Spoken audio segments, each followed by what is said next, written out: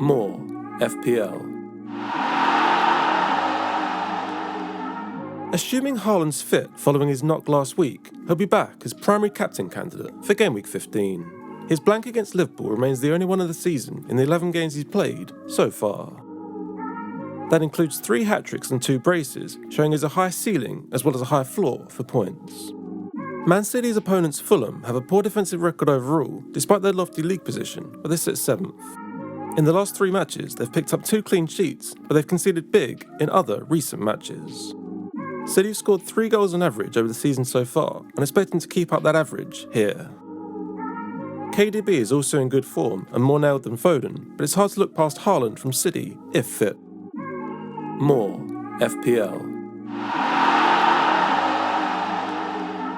It's hard to make a case for captaining anyone other than Haaland when fit, but Almiron is in unbelievable form. A goal, assist and bonus point against Aston Villa made it 3 double-figure returns in a row from midfield. It's now 7 goals and 1 assist in 13 games, and most of those have come in the last 6 matches. Newcastle's opponents Southampton have a pretty poor defensive record over the season, but not the worst in the league. They've been less leaky recently and only let 1 in against Arsenal, but did concede 4 to Man City in Gameweek 10.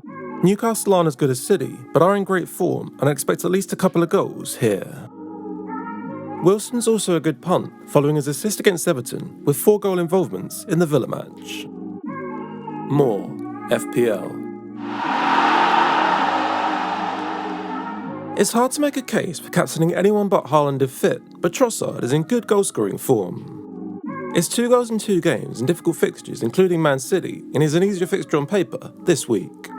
He's got 7 goals and 2 assists overall, and showed earlier in the season that he's capable of big hauls too. Brighton's opponents Wolves sit second from bottom, but their defence hasn't been as bad as that would suggest. They've led in 1.5 goals per game on average, but they've conceded 4 and 3 goals in recent weeks. I'd expect Brighton to get a couple of goals, and Trossard scored their last 4 goals for also registering against Chelsea. No one else is particularly in form from Brighton, but Gross and McAllister have done well over the season. More FPL. It's hard to make a case for captaining anyone but Haaland, but Kane has been remarkably consistent this season. His blank against Bournemouth was just his 3rd of the season and his 2nd since the opening day. It's now 10 goals and 2 assists in 13 games, which would look great but for a certain Norwegian at Man City. Kane's opponents Liverpool wouldn't normally be a team to target, but their form has been poor or at least inconsistent. Their defence isn't the worst, but they've conceded over a goal a game on average, including 2 against Leeds.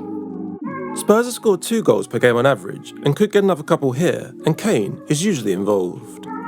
No one else has been great for Spurs, but Son does at least have some explosive potential as a massive differential. More FPL. Assuming Haaland's fit, it's hard to look past him for the captaincy, especially an easy fixture on paper.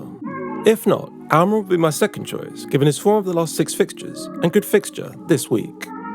I also like Trossard's fixture this week, and he's proven to be Brighton's talisman in recent weeks under the new manager. Kane has to remain in the conversation due to his consistency this season and the form of opponents Liverpool. Thank you so much for watching, I really appreciate your time. Give it a like if you enjoyed the video. Who do you plan to captain this week, and has this video reinforced your thoughts or made you change your mind? Add your own thoughts and questions in the comments, and I'll do my best to get through as many as I can.